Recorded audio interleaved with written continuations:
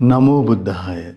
ඒ භාග්‍යවත් අරහත් සම්මා සම්බුදුරජාණන් වහන්සේට අපගේ নমස්කාරය වේවා. ඔබේ කලන මිතුරා ශ්‍රද්ධා රූපවාහිනිය ඔස්සේ දහම් කැඩපත උතුම් සදහම් පිළිසඳර අද දවසෙත් ඔබට සමීප කරමින් අපි තාම දයාවෙන් ඔබ මුණ ගැහෙනවා. ඉතින් අපි පළමුවෙන් ගුරු දෙවිඳුන් වන්දනමාන කරගනිමු.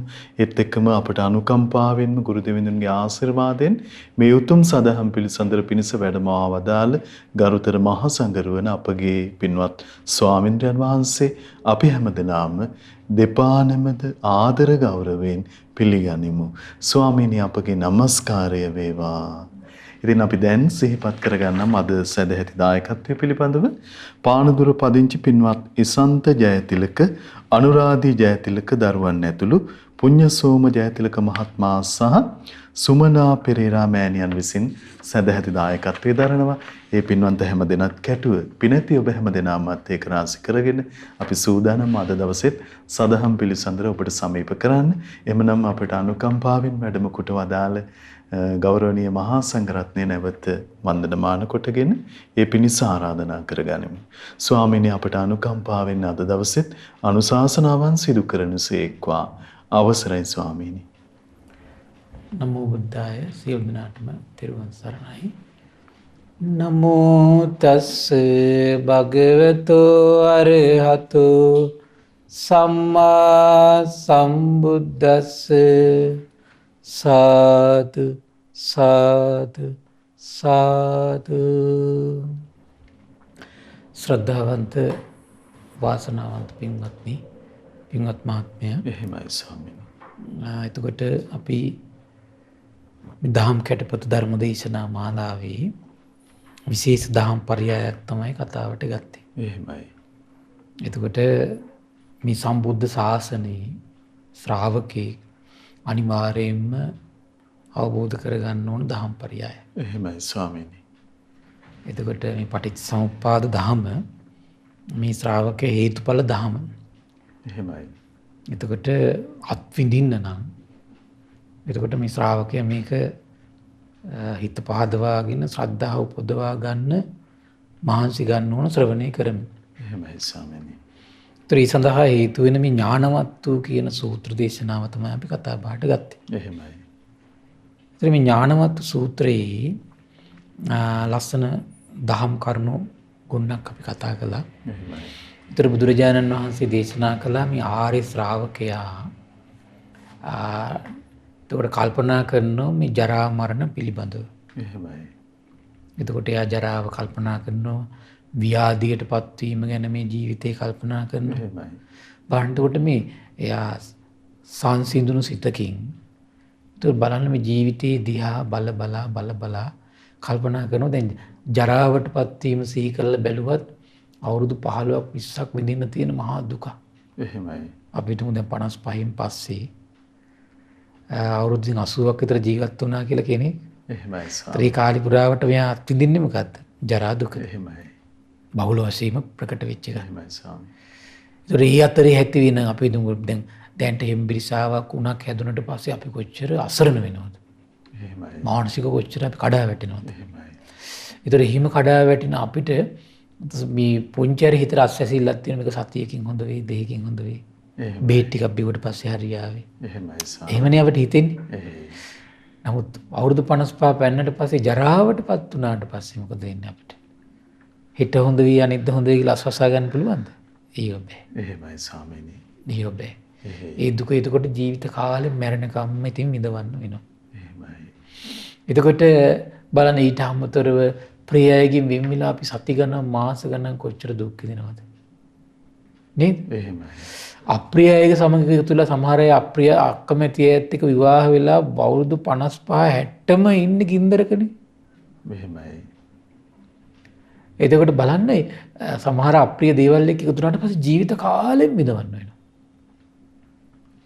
ඒතර සංසාරේ ඔය වගේ ඉතින් අවස්ථා කීපයක් එකතු වෙනකොට කොහොම ඇද්දනේ? එහෙමයි ස්වාමීනි. ආයිත් මේක පා කියලා වළක්වන්නද?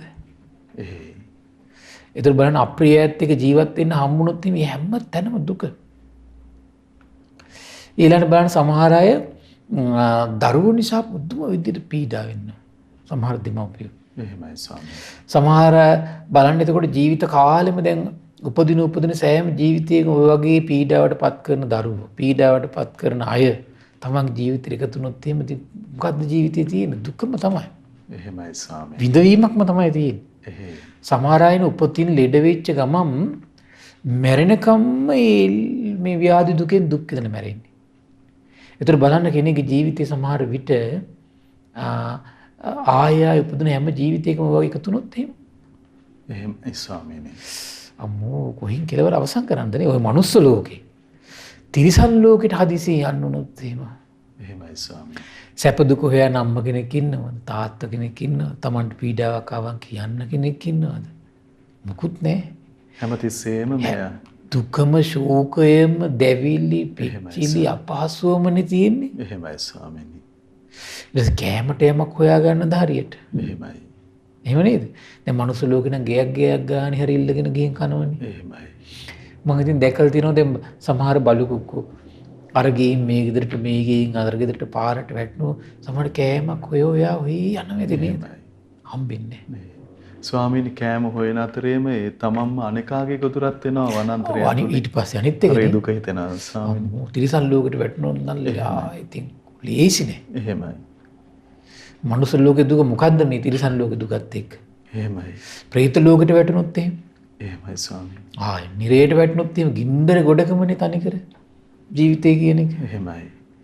සමහර නිරේ ගැන කියද්දි කියන අඳුරමයි කියනවා. අඳුරෙම උපදිනවා, අඳුරෙම ජීවත් වෙනවා, අඳුරෙම චුත වෙනවා. නාසයට උපතින්ම ගන්ධස්කාරමයි කියන ලැබෙන්නේ මරණකම් චුත වෙනකම් එච්චරයි කියන. එහෙමයි. ඇස් දෙකට අප්‍රියමනාප රූප විතරමයි කියන පේන්නේ. එහෙම නිරේවල් තියෙනවා. එහෙමයි ස්වාමීනි.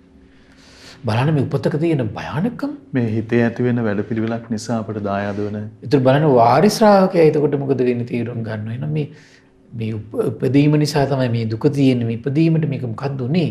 මේ හිතේ තියෙන මේ අසීයෙන් සිදුවෙච්ච වැඩපිළිවෙල. එහෙමයි ස්වාමීනි. භවයේ සකස් වීම. එහෙයි. ඒතර භවයට හේතුව මොකද? ආධ්‍යාත්මයේම තියෙන බැඳිලා යන ස්වභාවය. එහෙම. එහෙනම් ආධ්‍යාත්මී බැඳිලා යන්නේ ආධ්‍යාත්මී තෘෂ්ණාව නම් වූ ස්වභාවයක් තියෙනවා. ඒතර දැන් තෘෂ්ණාව ඇති වෙන්නේ කොමකටද? ඇහි කනේ නාසය දිවේ කයේ මනස ස්පර්ශයෙන් විඳිද්දී තමයි තෘෂ්ණාව උපදින්නේ. එහෙමයි. ඊළඟට බලන්න ඒ විඳීම ඇති වෙන්නේ කොමක් නිසාද? ඇහැයි රූපයි විඥාන එකතු වීම නිසා ස්පර්ශය. එහෙමයි ස්වාමීනි. අපි ওই දක්වා ඒකට කතා කළා. එහෙයි. එතකොට මේ ස්පර්ශයට එන මොකද්ද හේතු උනේ කියලා කතා කළා. කුමක්ද ස්පර්ශයට හේතුනේ? ආයතන. එහෙමයි. ඇහැයි රූපයි විඥාන එකතු වෙන්නේ ඇස නැමැති ආයතන නිසා. එහෙයි ස්වාමීනි. කනයි රූපයි කනයි ශබ්දයි විඥාන එකතු වෙන්නේ කන නැමැති ආයතන නිසා. නාසය ගඳ සුවඳයි විඥාන එකතු වෙන්නේ නාසය නැමැති ආයතන නිසා. දිවයි රසයයි විඥාන එකතු වෙන්නේ දිව නැමැති ආයතන නිසා. එහෙමයි. කයයි පහසයි විඥාන එකතු වෙන්නේ කය නැමැති ආයතන නිසා. මනසයි අරමුණේ විඥාන එකතු වෙන්නේ මනස නැමැති ආයතන නිසා. එහෙමයි. ඔන්න දැන් ආරි ශ්‍රාවකයා ওই දක්වාම දැන් සිහි කිරීම ගැන අපි කතා බහ කළා. එහෙමයි ස්වාමීනි. ඒකට ආරි ශ්‍රාවකයා දැන් ආයතන පිළිබඳ අවබෝධ කරනවා කියනවා. කුමක් පිළිබඳ අවබෝධ කරන්නේ? ආයතනෙ.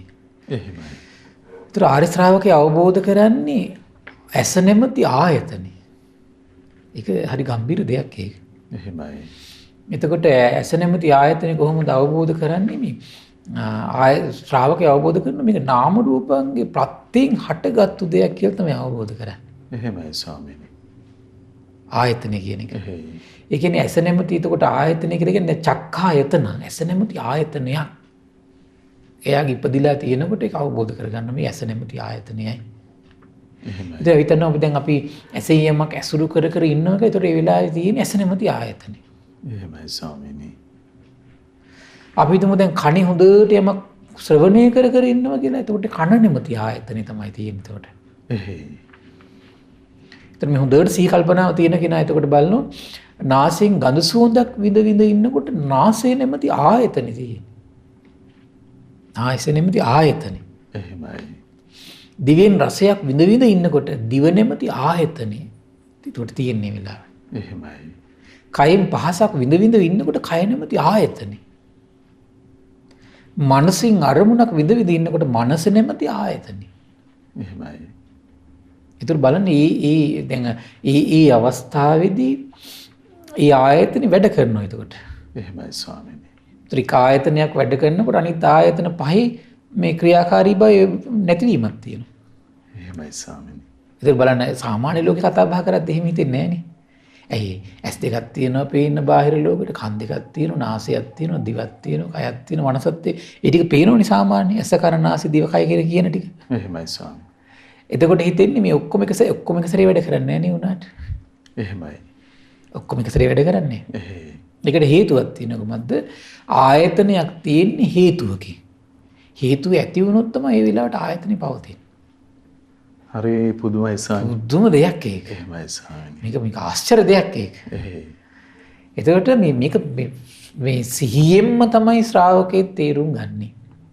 අපිට නිකන් හිතන්නේ ඇස තියනවා කන කන තියෙනවා නාසය තියෙනවා. ඒකට හේතුව තමයි මේ මොකද අපි ආයතන කියන කතා කරද්දී අපි හැමතිස්සෙම මසසේ කියන මස් කොටසකින් සකස් වෙච්ච දෙයක් ගැන විතරනේ අපි කතා කරන්නේ. එහෙමයි ස්වාමීනි. බුදුරජාණන් වහන්සේ ආයතනේ පනවන්නේ එහෙම නෙමෙයි. එහෙයි.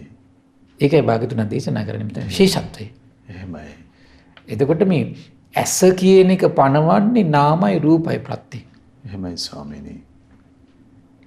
එතකොට නාම කියන එක ගැන කතා කරද්දී කියන්නේ ඒ වෙලාවේ අපි තුමු දැන් ඔන්න ඇස නැමැති ආයතන කියලා. එහෙයි. ඇස නැමැති ආයතන ගැන කතා කරනකොට ඇසී ස්පර්ශයෙන් විදීම තියෙනවනම්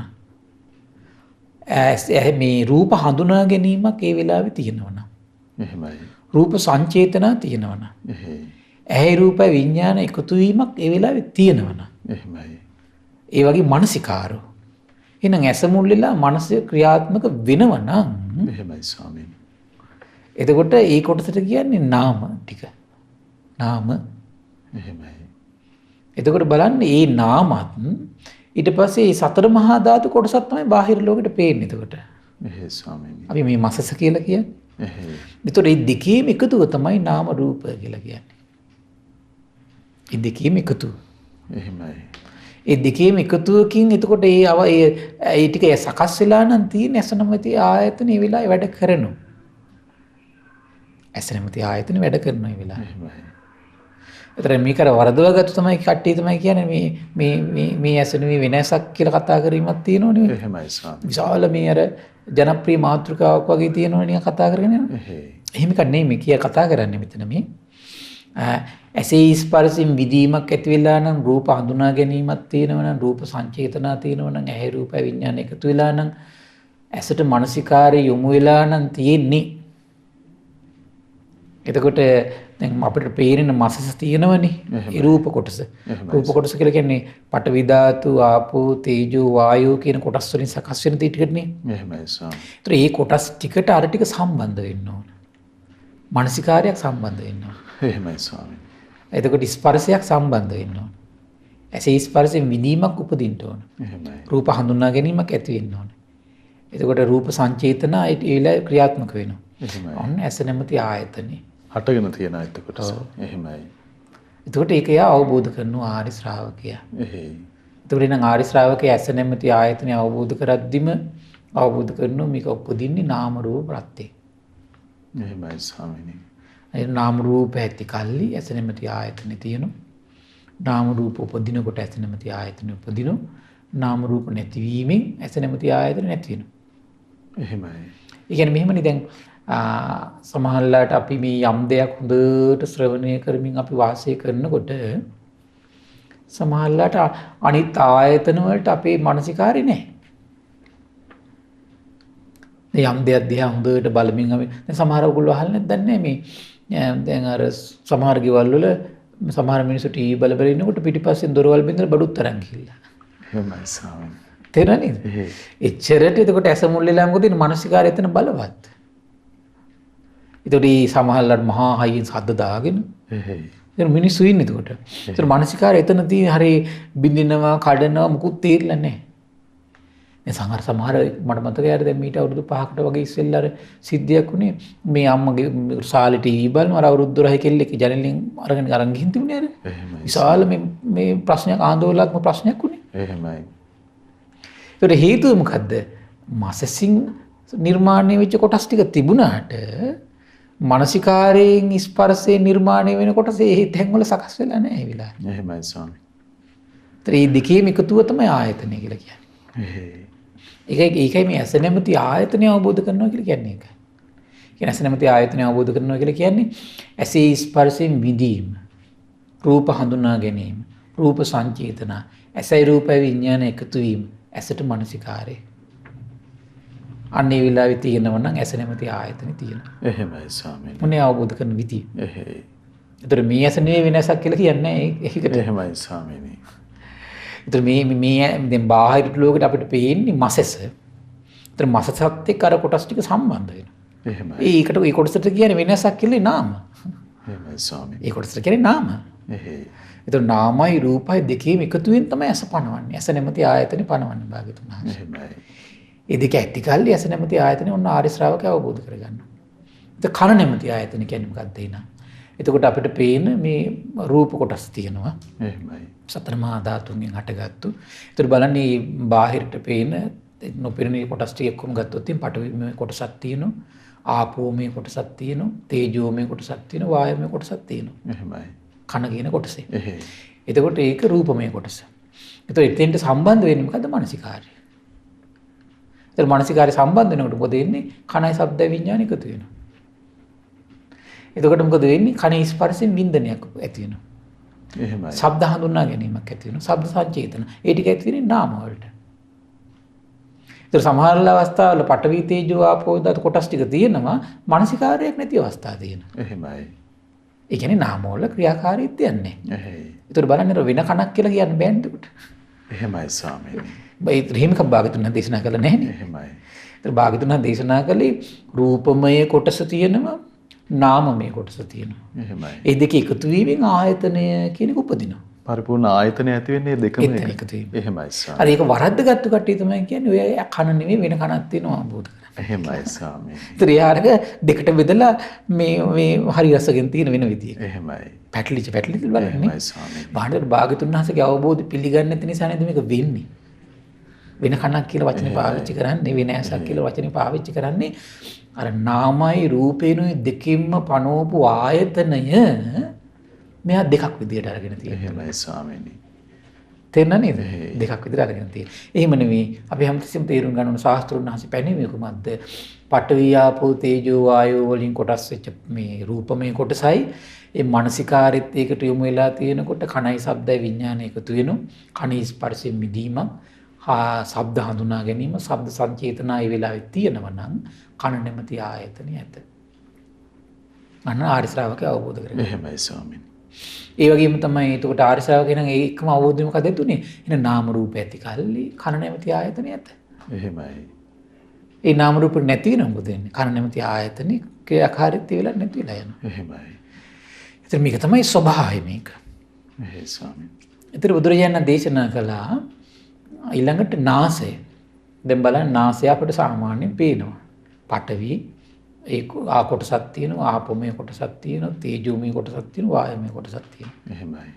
ඒතර මේ රූපමය කොටස. එතකොට එතෙන්ට මොකද්ද වෙන්න ඕන? මානසිකාරය පිහිටන්න ඕන. නාසයට මානසිකාරය පිහිටන්න ඕන. නාසයේ විඥානය පිහිටනවා කියන්නේ ඒක. ඒතකොට මනසේ අපි එතන පාවිච්චි කරන්නේ මානසිකාරය. එහෙමයි ස්වාමීනි. අපි ඒ නිතරම මේ වචනින්ම තමයි ගන්න ඕනේ. එහෙමයි. ඒතර මානසිකාරය ඇති වුණාට පස්සේ නාසය ගඳ සුවඳයි විඥාන එකතු වීම සිද්ධ වෙනවා. ස්පර්ශය. එහෙමයි. ඒතර විඥානේ තියෙනවා. එහෙයි. නාසයයි ගඳ සුවඳයි විඥාන එකතු වීම හැමතිස්සෙම සිද්ධ වෙන්නේ මානසිකාරය තියෙනවා නම් විතරයි. එහෙමයි ස්වාමීනි. ඉතින් මානසිකාරය කියන වචනේ වෙනම ගන්න ඕන. නාසය ගඳ සුවඳයි විඥාන එකතු වීම විතර සිද්ධ වෙනවා. එහෙමයි. එකතු වීම සිද්ධ වේද එතනම නාසී ස්පර්ශයෙන් විඳින්න පටන් ගන්නවා. විඳින්න පටන් ගන්නවා. එහෙමයි. එතකොට ගඳ සුවඳ හඳුනා ගැනීම මේ මොහොතේ සිද්ධ වෙනවා. එතකොට සිද්ධ වෙනකොට මොකද වෙන්නේ? ගන්ධ සංජීතන ආධ්‍යාත්මික පුදින්න පටන් ගන්නවා. එහෙමයි. එතකොට ඒ කියන්නේ නාසය නැමැති ආයතනෙ ඇති වෙලා තියෙනවා. ආයතනෙ ඇති වෙලා තියෙනවා. එහෙයි. ඒ බලන්නේ නාම රූප ටික එහෙන නාමත් රූපත් ඇති කල්ලි නාසය නැමැති ආයතනෙ තියෙනවා. එහෙමයි ස්වාමීනි. නාමත් රූපත් ඇති කල්ලි නාසය නැමැති ආයතනෙ තියෙනවා. එහෙමයි. ඒතර ආර්ය ශ්‍රාවකයා අවබෝධ කරගන්න. එහෙමයි. ඊළඟ දිව දැන් දිව බලන්න අපිට තියෙන මේ පඨවි ගෞරෝසුමය කොටසකින් ඊළඟට වැగిරෙන කොටස් තියෙනවා දිවේ. ඊළඟට වායුමය කොටස් තියෙනවා. ඊළඟට මේ උෂ්ණමය කොටසක් තියෙනවා. එහෙමයි. තේජෝ කොටසක් තියෙනවා. ඒ ටිකෙන් තමයි අපිට දැන් පේන්නේ. එහෙමයි. එතකොට ඒ රූපමය කොටස. ඒතර ඒ රූපමය කොටස මොකක්ද සම්බන්ධ වෙන්න ඕන? මානසිකාරය. දැන් අපි හදිසියම කකා ඉන්නකොට මානසිකාරය නැත්තම් අපිට රස දැනෙන්නේ නැහැ ඊට පස්සේ. එහෙමයි ස්වාමීනි. මානසිකාරයක් තියෙනකොට තමයි රස දැනගන්න පුළුවන්. රස දැනගන්නවා කියන්නේ දිව රසය විඥාන එකතු වෙනවා. දිව රසය විඥාන එකතු වෙච්ච ගමම්ම දිව ස්පර්ශයෙන් විඳිනවා. විඳිනවා කියලා කියන්නේ රස හඳුන ගන්නවා යා. එහෙමයි. තිත්ත රසක්, ඇඹුල් රසක් හඳුන ගන්න පුළුවන් යාට. එහෙමයි. කහට රසක්, එහෙයි. පැණි රසක් ඔක්කොම හඳුන ගන්න පුළුවන් යාට. එහෙයි. ඒ හඳුනා ගැනීම සංවේදී වෙනවා. ඒකත් එක තමයි චේතනායට ආධ්‍යාත්මය උපදින්න පටන් ගන්න. එහෙමයි. ඒතර බලන්න නාමයි රූපය වලින් තමයි නාම දිව නැමැති ආයතනෙ ඇති වෙන්නේ. එහෙමයි ස්වාමීනි. දිව නැමැති ආයතනෙ උපදිනවා. එහෙයි. බලන්න උඩ මේ කොච්චර සිහියක් ප්‍රඥාවක් තියෙනවද මේ ආරි ශ්‍රාවකයෙකුට. එහෙමයි ස්වාමීනි. ඊළඟට කය නැමැති ආයතනෙ. දැන් බලන්න කය කිව්වහම අපිට තැනක් නොතැනක් නැහැ. පහස සංවේදී වෙන තැනක් ඇද්ද හැමතැනම කය. එහෙමයි. පහස සංවේදී වෙන. ඒතර බලන්න පඨවි ආපෝ තේජෝ වායයෙන් කොටස කය තියෙනවා. රූපමය කොටස. එහෙමයි. එතකොට මේ රූපමය කොටස යම් තැනකටද මානසිකාරයේ යොමු වෙනවද? ඒකම පහස දැනගන්න. එහෙමයි ස්වාමීනි. එහෙම නෙවෙයි. එහෙයි. මානසිකාරයක් යොමු කරනකොට පහස දැනගන්න. ඒතර පහස දැන ගැනීමක් ඇද්ද? මේ කයයි පහසයි විඥාන එකතු වීම එතකොට තමයි සිද්ධ වෙන්නේ. දැන ගැනීමත් එක්කම කයයි පහසයි විඥාන ස්පර්ශي තියෙනවා එතන. මානසිකාරයත් එක්කම ස්පර්ශي තියෙනවා. එහෙමයි ස්වාමීනි. මානසිකාරයත් එක්කම දැනගන්නවා දැන ගැනීමත් එක්කම ස්පර්ශي තියෙනවා. එහෙමයි. වෙන්වීම වශයෙන් ඇති වෙන එකටම උපදින ඒවා. එහෙමයි ස්වාමීනි. ස්පර්ශය යම් තැනකද කය ස්පර්ශයෙන් විඳීමේ වෙලාව උපදිනවා. එහෙමයි. විඳීම ඉපදීමක් ඇද්ද පහස හඳුනා ගන්න. පහස හඳුනා ගැනීමක් ඇද්ද ඒකත් එක්ක පොට්ටබ්බ සංචේතන ආධ්‍යාත්ම උපදින්න පුළුවන්. එහෙමයි. ඒතර මේ ටිකේ ඔක්කොම එකතුව කය නැමැති ආයතනෙ. ඒතර නාමයන් රූප ඇති කල්ලි කය නැමැති ආයතනෙ ඇත. එහෙමයි. නාම රූප උපදිනකොට කය නැමැති ආයතනෙ උපදිනවා. ඒ නාම රූප ටික නැතුණා කියලා හිතන මානසිකාර වෙන තැනක පිහිටියා කියන්නකො. ආයතනෙ ඒ වෙලාවේ ක්‍රියාත්මක වෙන්නේ නැහැ. එහෙමයි ස්වාමීනි. ඒතර මේ හැමීම වරදව වටහාගත් බොහෝ දැන් තියෙනවා.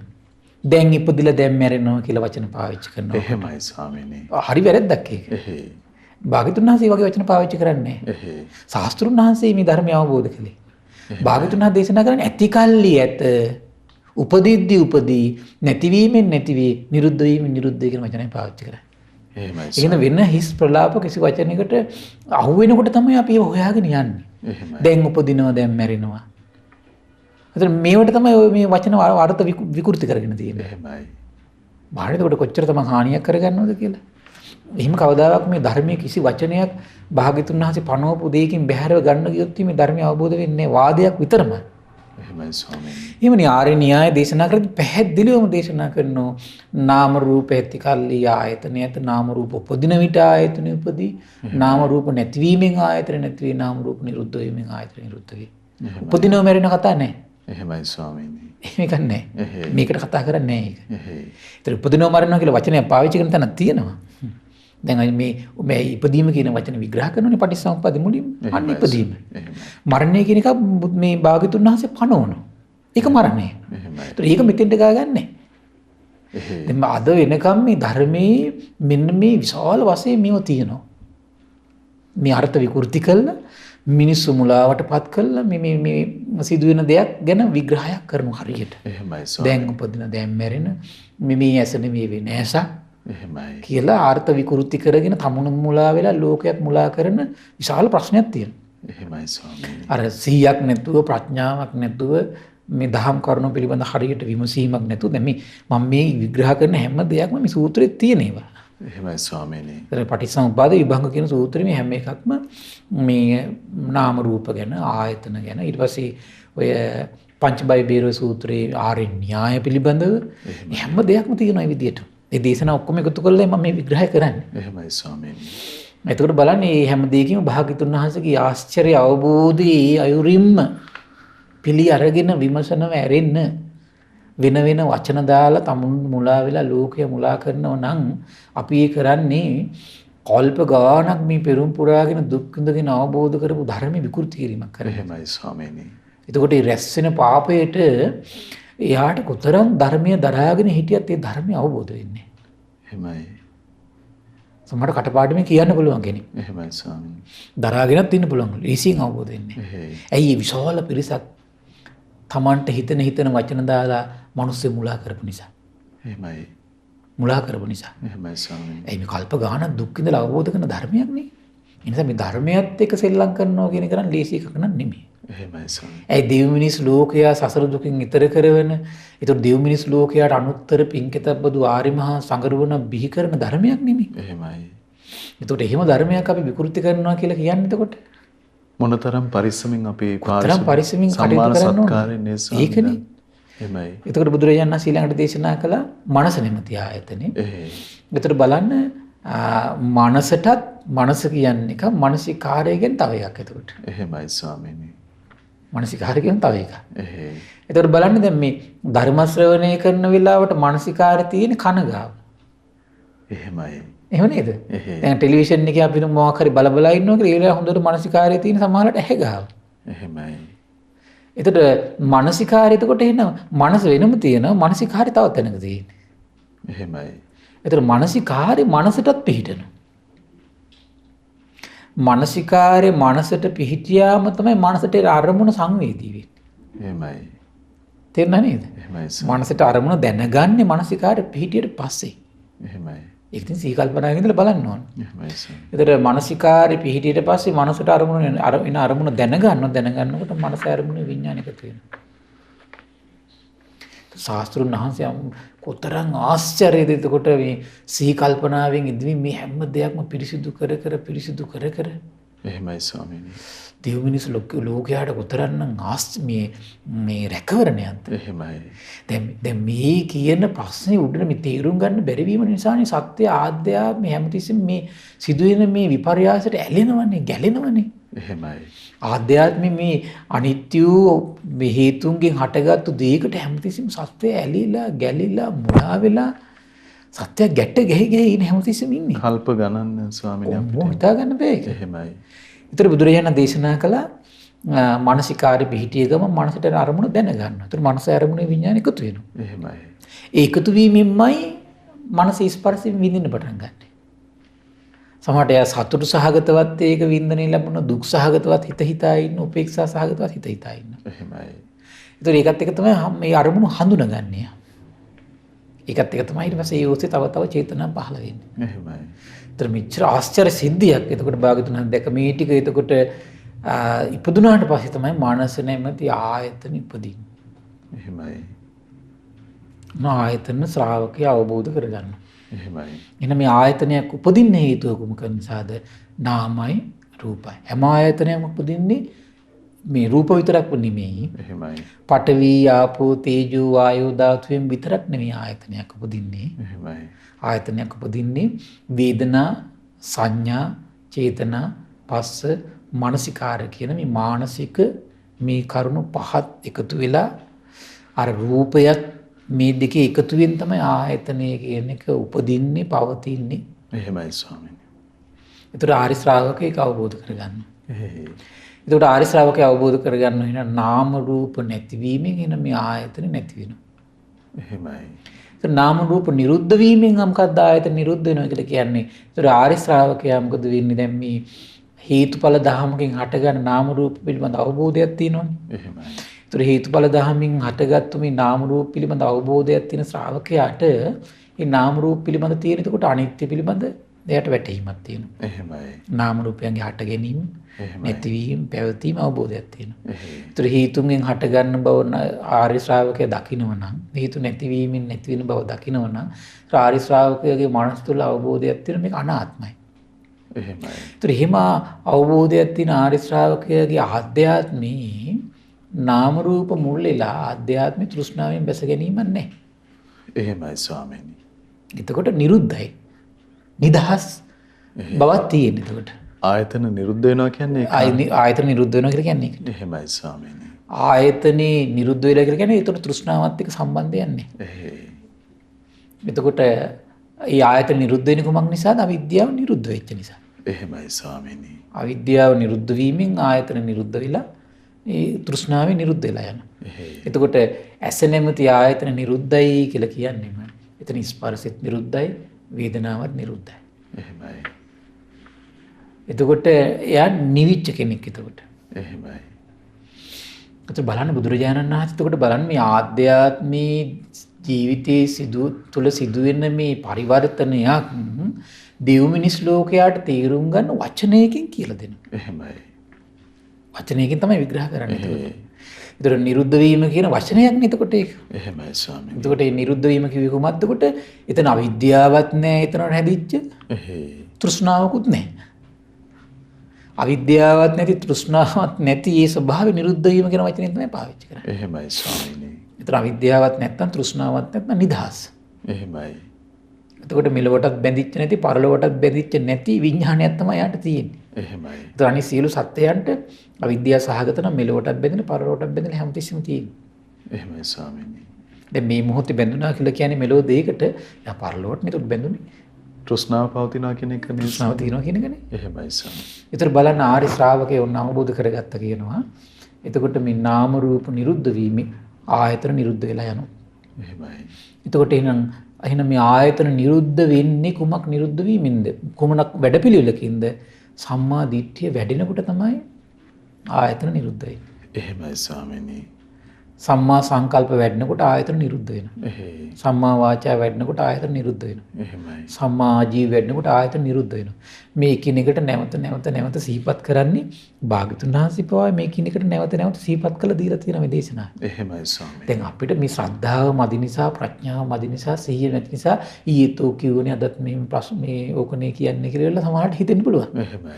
නමුත් අපි මේකම තමයි නැවත හිතන්න ඕනේ. එහෙමයි.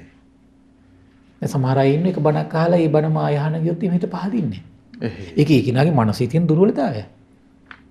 එහෙම නෙවෙයි. ධර්මයේ කියන එකේ ස්වභාවය තමයි ප්‍රඥාව තියවන්ත කෙනාට නැවත අහන්න මේ ඒකිනාගේ හිතේ ප්‍රීතියම සතුටම සංසිඳීමම ඇති වෙනව මිසක ප්‍රඥාවන්ත කෙනෙකුට කවදා එපානම් වෙන්නේ නැත. එහෙමයි ස්වාමීනි. එහෙනම් මේ ධර්මයට උපමාවක් එන්නේ නැහැ නේ මේ මීපිඩුවක් වගේ කියලා. එහෙමයි.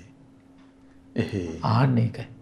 මේ ධර්මයේ ස්වභාවයක් ඒක. එහෙමයි ස්වාමීනි. බුදුරජාණන් වහන්සේ පවා සමහරලාට ශ්‍රාවක සංඝයා සාකච්ඡා කරන ධර්මයේ පැය ගණන් හිටපු අවස්ථා ඉඳගෙන අහගෙන අවස්ථා තියෙනවා. එහෙමයි ස්වාමීනි. එච්චර මේ ධර්මයේ අහන්න කියන්න ප්‍රීතියම සෝමනසම සංසිඳීමමයි උපදින්න ඕන හරිනම්. එහෙමයි. එහෙනම් අවිද්‍යාවේ තියෙන බරපතලකම නිසා එක බණක් අහලා ඒ බණ ආය අහනකොට සංසිඳෙන්නේ නැහැ. එපා වෙලා තියෙනවා. එහෙයි. තේරුණා නේද? එහෙනම් අද කොච්චරට අපි පිරිහිලාද? දැන් බලන්න මේ පංචවග්ගී භික්ෂුන් වහන්සේලාට ඔය අනාත්ම ලක්ෂණ සූත්‍රේ කොච්චර සිහි කරවලා තියෙනවද? එහෙමයි සර්. නැවත සිහි කරද්දී තමයි මේ කෙලෙස් වලින් හිත නිදහස් වෙලා යන්නේ. අර එක දහම් පරයයක් තියෙන මට මතකයට ආනන්දයන් වහන්සේ දේශනා කරන්නේ. හරි නන්ද මහරහතන් වහන්සේ හරි භික්ෂුණීන් වහන්සේලාට ආයතන සම්බන්ධයෙන් ලස්සන දේශනාවක් කළා එනවා. එහෙමයි. නන්දකෝවාද සූත්‍රය මට මතකයි හැටියට. එහෙමයි සර්. එහෙම දේශනා කළා ආවට පස්සේ බුදුරජාණන් වහන්සේ දේශනා කරනවා පින්වත් නන්ද හෙටත් යන්න කියලා. ඊට පස්සේ ඊළඟ දවසේ ගිහලා ඒ දහම් පරයයම දේශනා කළා එනවා. එහෙමයි. ඒ දහම් පරයය දේශන දෙවෙනි දවසේ ඒ විදිහටම දේශනා කළා එනකොට මට මතකයට 500ක් භික්ෂුණීන් වහන්සේලාගේ හිත කෙලෙසුන්ගෙන් නිදහස් වෙනවා. එහෙමයි. ඒකම දහම් පරයයයි. එහෙයි ස්වාමී. ඒතර අද ගොඩක් අය කරන්නේ ඒතර මේ අලුත් දහම් කරුණු ශ්‍රවණය කරමින් ධර්මඥානය ඇත්තටම ඇති කරගන්න ඕනේ. එහෙමයි. ඒතකොට තමයි අපි මේ දෘෂ්ටි ජාලෙ බිඳිලා යන්නේ. එහෙයි. අවිද්‍යා අන්ධකාරය නැති වෙලා යන්නේ අනිවාර්යෙන් අනුග්‍රහ කරනවා. එහෙමයි. එතකොට එක දහම් මනසිකාරයක් බලවත් කරන්න ඕනේ. එහෙමයි ස්වාමීනි. එක දහම් මනසිකාරයක් බලවත් කරන්න ඕනේ. එතන මේ 84000ක් ධර්මස්කන්ධය පංචවග්ගී භික්ෂුන් වහන්සේලාට තිබුණේ නැහැ. එහෙමයි. ඒතකොට ඒ උත්තරයන් වහන්සේලා තිබුණේ අනාත්ම ලක්ෂණ සූත්‍රයේ මේ කරණී මේ ධම්සප්පවතුන් සූත්‍රය විතරයි. එහෙමයි. ඒතර මේ දහම් පරියා ටික තමයි එකතුනේ. එහෙමයි ස්වාමීනි. එතකොට ඒ කාලේ හිටපු ශ්‍රාවකයන් කලේ කුමක්ද? ඒ තමන් අහපු දහම් පරයයක් ඇද්ද?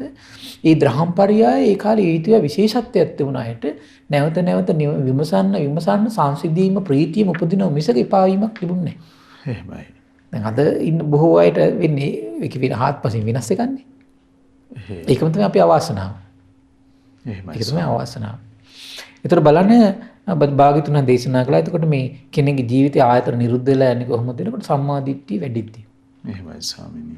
සම්මා සංකල්ප වැඩෙනකොට සම්මා වාචා වැඩෙනකොට ආයතන නිරුද්ධ වෙලා යනවා.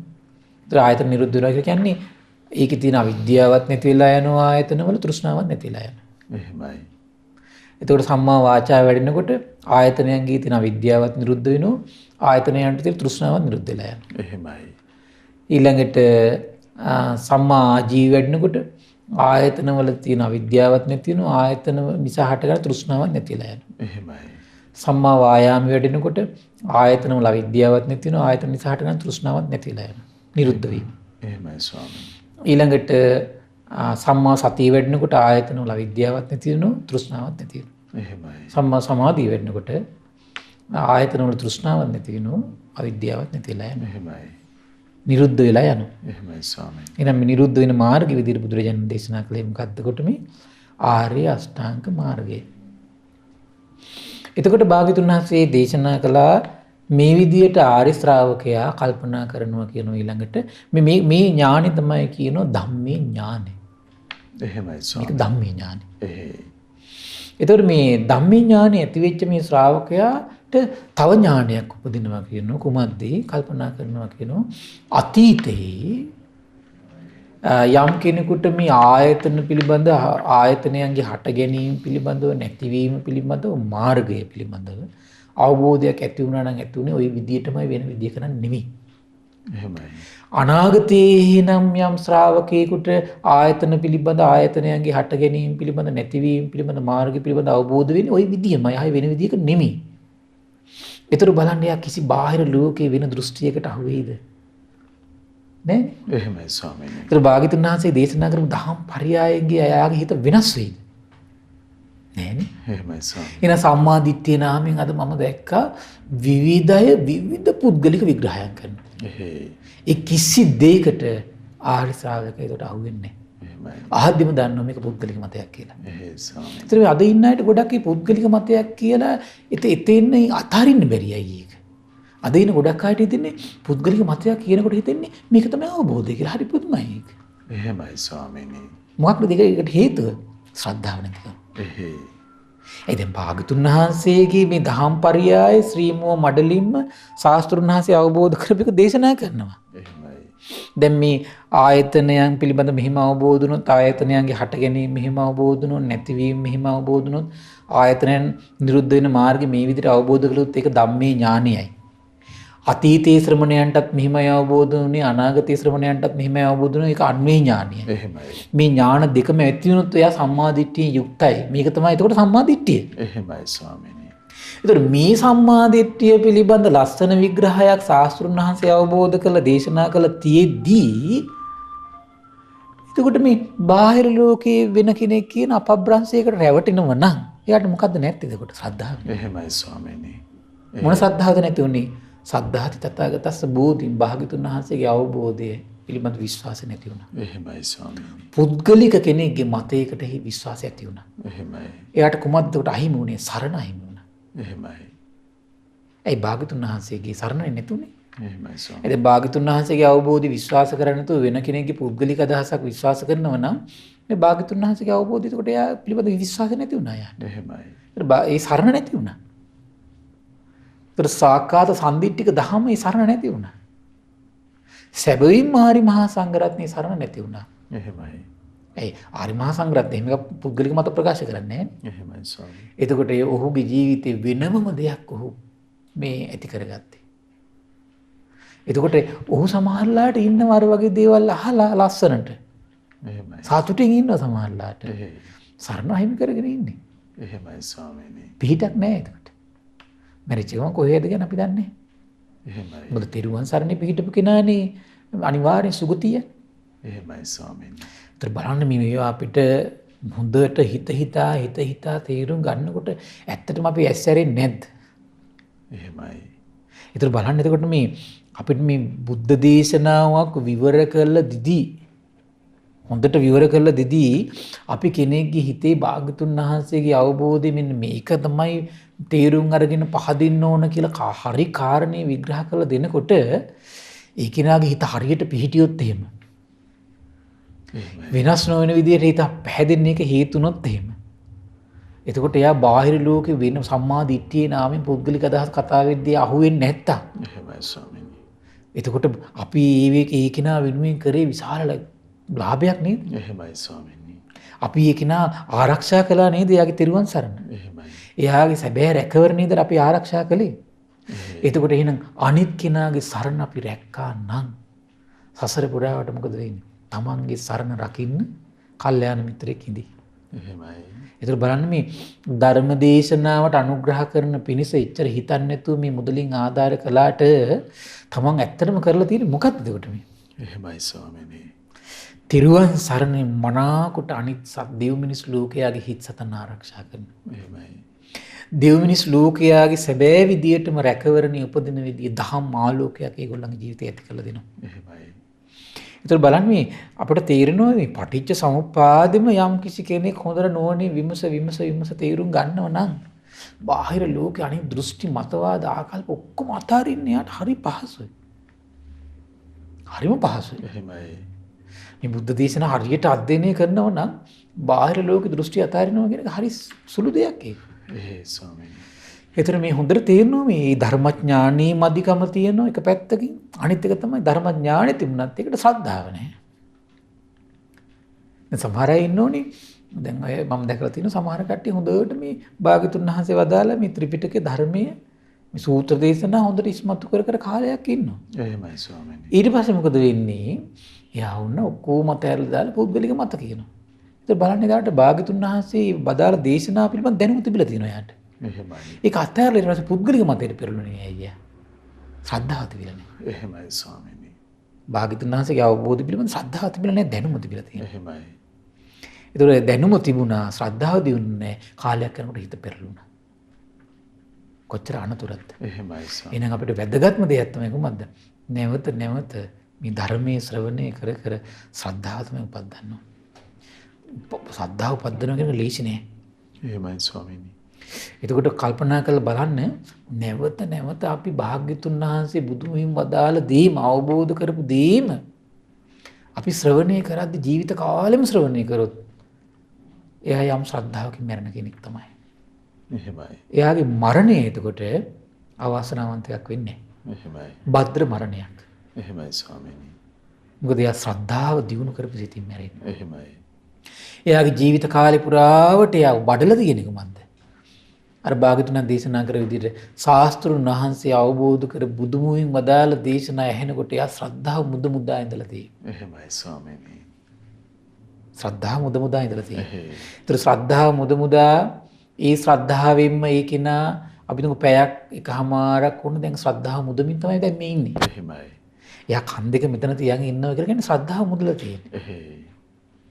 ඒතර බාහිර ලෝකයේ අපබ්‍රංශ අතහරිනවා කියලා කියන්නේ ඒතර එයා ශ්‍රද්ධාව රැකිනවා යා. එහෙමයි ස්වාමීනි. අපි තුමු අවුරුදු 20ක් 30ක් මේක කළා කියලා. එහෙයි. ඒතර මොකද වෙන්නේ යාට? විශාල ලාභයක් නෙමෙයි. එහෙමයි ස්වාමීනි. කොච්චර ලාභයක්ද? එහෙයි. ඉතින් ඒ නිසා මේ ධර්ම දානයට උපකාර කරපු පිරිස හිතා සතුටු වෙන තමන්ගේ ජීවිතේ කරගත්තු මේ උදාර පින. ඉතින් මේ පින්වත් සියලු දෙනාටම සසර පුරාවට ධර්මයේ සුරක්ෂිත බව ඇතිවීම පිණිසම ආරක්ෂාව ඇතිවීම පිණිසම තෙරුවන් සරණේ පිහිටම සැලසීම පිණිසම අනිවාර්යයෙන් මේ පින අනුග්‍රහ කරනවා. ඒ නිසා මේ පින්වත් සියලු දෙනාට තෙරුවන් සරණේ අනන්ත ගුණානුභාව බලයෙන් සසර දුකින් ඈතර වීම පිණිසම මේ රැස් කළ පින් හේතු වාසනා වේවා. සාදු සාදු සාදු. සියලු දෙනාට තෙරුවන් සරණයි. නමෝ බුද්ධාය. සියලු දෙනාට උදාර රැකවරණ පිණිස ශාස්ත්‍රූන් වහන්සේ වදාළ ධර්මෙහිම සිත පහදවන ඒ භාග්‍යවතුන් වහන්සේ වදාළ ධර්මයේ අද දවසෙත් අපට අනුකම්පාවෙන්ම අපගේ පින්වත් ස්වාමින් වහන්සේ පෙන්වා වදාළ. ඉතින් අපට අනුකම්පා ඇති පූජනීය මහා සංඝරත්නයේ අපි හැමදෙනාම ආදර ගෞරවයෙන් වන්දනමාන කරගනිමු. ස්වාමීනි අපගේ নমස්කාරය වේවා. ස්වාමීනි මේ පුණ්‍යානුමෝදනාව සිදු කරන වෙලාව අපට අනුකම්පාවෙන් පුණ්‍යානුමෝදනාවත් සිදු කරන සේක්වා. අවසරයි ස්වාමීනි. කාරුණික පින්වත්නි, අද දින දහම් කැඩපත ධර්ම දේශනාව සඳහා අනුග්‍රහය දරන්නේ පානදුර පදිංචි පින්වත් ඉසන්ත ජයතිලක, අනුරාදී ජයතිලක දරුවන් ඇතුළු පුඤ්ඤසෝම ජයතිලක මහතා සහ සුමනා පෙරේරා මෑණියන් ඇතුළු පිරිස එක රාශී වෙලා, ඉතින් මේ පින්වතුන් මේ රැස් කළා උදාර පින ගටිකාර බ්‍රහ්මරාජයා, සහම්පති සනන් කුමාර බ්‍රහ්මරාජයා, සක්දෙවිඳුන්, සතරවරන් රජදරුවන්, සෙම්පත් දෙවිවරු, ඉෂ්ඨකාමී දෙවිවරු, ප්‍රදේශ භාර පළාත් භාර දෙවිවරු, ලෝකපාලක දෙවිවරු, ගෞතම බුද්ධ ශාසනය හිත කැමති සියලු දෙවිවරුන්ට මේ පින් අනුමෝදන් වේවා.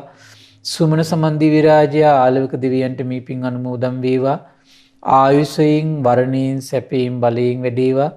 දෙවියන්ගේ දෙහිමි රැකවරණය පරම පූජනීය ගුරු දෙවියන් වහන්සේ ඇතුළු මහා සංඝරුවන්ට සලසා දෙත්වා. දිව්‍යෝ දුතුන් ධර්මය අවබෝධ කරගනිත්වා කියලා සාදු කියලා පින් අනුමෝදන් කරන්න.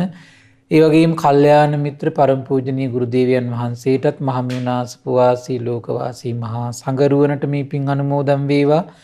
අනගාരികා මෑණිවරුන්ටත් පැවිදි අපේක්ෂක දරුවන්ට මේ පින් අනුමෝදන් වේවා. නිදුක් නිරෝගී සුවපත් භාවයේ චිරජීවනයේ සැලසේවා. උතුම් ධර්මය අවබෝධ කරගන්න වාසනාව උදා වේවා කියලා සාදු කියලා පින් අනුමෝදන් කරන්න.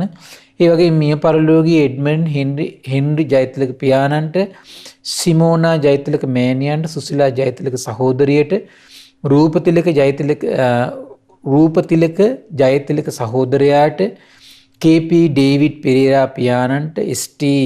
ජෙබ්නෝනා මෑණියන්ට, ඒ වගේම කේ.පී. ප්‍රේමසිරි පෙරේරා සහෝදරයාට, එස්.ටී. තේමිස් සිල්වා සීයාට, පී මැගිනෝනා ආච්චියට, මිය පරලෝකීය මාමාවරුන්ට, දායකත්වයේ දරූ සියලු දෙනා නමින්, පවුල්වල සියලු දෙනා නමින්, මිය පරලෝකීය සියලු ඥාතීන්ට පරලෝ සැපේ පිණිස මේ පින් හේතු වාසනා වේවා කියලා සාදු කියලා පින් අනුමෝදන් කරන්න. ඒ වගේම රැස් කළා වූ සියලු පුණ්‍ය ධර්මයන් ඒ ඉසන්ත ජයතිලක, ඒ වගේම අනුරාදී ජයතිලක දරුවන් ඇතුළු පුඤ්ඤසෝම ජයතිලක, ඒ වගේම සුමනා පෙරේරා මෑණියන් ඇතුළු, ඒ වගේම ඉසන්ත ජයතිලක, අනුරාදී ජයතිලක යන දරුවන්ගේ සියලු රැකී ආරක්ෂා කටයුතු සඵල වීම පිණිසත්, ඒ පවුල්වල සියලු දෙනාටමත්, ඒ වගේම ශ්‍රද්ධා ධර්ම දාන සියලු සමාජිකාවන්ටත්, ඒ වගේම ශ්‍රද්ධා කාර්ය මණ්ඩලයේ සියලු දෙනාට මේ පින් අනුමෝදන් වේවා. නිදුක් නිරෝගී සුවපත් භාවයේ චිරජීවනයේ සැලසේවා. තුනුරුවනේ අනන්ත ආශිර්වාදේ දෙවියන්ගේ දෙහිමි රැකවරණයේ සැලසේවා. ධර්මය අවබෝධ කරගන්න වාසනාව උදා වේවා කියලා සාදු කියලා පින් අනුමෝදන් කරන්න. සියලු දෙනාටම තෙරුවන් සරණයි. නමෝ බුද්ධාය. ඉතින් අද දවසෙත් අපට අනුකම්පාවෙන් මේ භාග්‍යවතුන් වහන්සේ වදාළ පරම පවිත්‍ර මිහිරි ශ්‍රී සද්ධර්මය අපගේ පින්වත් ස්වාමින් වහන්සේ පෙන්වා වදාළ ඒ ශ්‍රී සද්ධර්මයේ ශ්‍රද්ධා රූපවාහිනිය ඔස්සේ මුළු මහත් ලෝකයටම දායාද කොටගෙන මේ මොහොතේ ධර්ම දානමය පින්කම ලෙසින් අප රැස් කරගත් මහත්ඵල මහානිසංස උත්තම පුණ්‍ය ධර්මය නොවලහාම අපගේ පින්වත් ස්වාමින්වයන් වහන්සේටත් අනුමෝදන් වේවා. පුණ්‍යානුමෝදනාවෙන් පින්වත් ස්වාමින් වහන්සේ සුවපත් වේවා. පින්වත් ස්වාමින්වයන් වහන්සේට උතුම් චතුරාර්ය සත්‍ය ධර්මයම අවබෝධ වේවා. සාදු සාදු සාදු. ඉතින් අද සදැහැති දායකත්වයේ දරන්නට යෙදුන පානදුර පදිංචි පින්වත් ඉසන්ත ජයතිලක, ඒ වගේම අනුරාදී ජයතිලක යන පින්වන්ත දරුවන් ඇතුළු පුඤ්ඤසෝම ජයතිලක මහත්මයා, ඒ වගේම සුමනා පෙරේරා මෑණියන් ඇතුළු මේ පින්වන්ත හැමදෙනාම අපි තාම දයාවෙන් සිහිපත් කරගන්නවා. ඒ වගේම පිනැති ඔබ හැමදෙනාත් ඊටම දයාවෙන් අපි සිහිපත් කරගන්නේ. ඒ වගේම ඔබට ආරාධනාවක් තිබෙනවා. පිනැති ඔබටත් අවස්ථාවක් තිබෙනවා මේ උතුම් සදහම් පිළිසඳරෙහි සදැහැති දායකත්ව බර පැනවෙන් කරගන්න. 071 232යි 88 87 දුරකථන මාර්ගය ඔස්සේ ඒ පිළිබඳව තොරතුරු විමසා දැනුමත් වෙන්න කියලා අපි තාම දයාවෙන් ඔබට ආරාධනා කරගන්නවා. එහෙමනම් මහා සංඝරත්නයේ ආශිර්වාදයෙන් දහම් කැඩපත පිණිස ඒ භාග්‍යවතුන් වහන්සේ වදාළ උතුම් ධර්මයේ ඔබට යලි සමීප කරමින් අපි ඔබ මුණ ගැහෙන්නම්. හැම දිනාටම සම්මා සම්බුදු සරණයි. නමෝ බුද්ධාය. මෙවැනි වටිනා ධර්ම දේශනා නැරඹීමට ශ්‍රද්ධා YouTube චැනලය සබ්ස්ක්‍රයිබ් කර සීනුව ලකුණ ඔබන්න.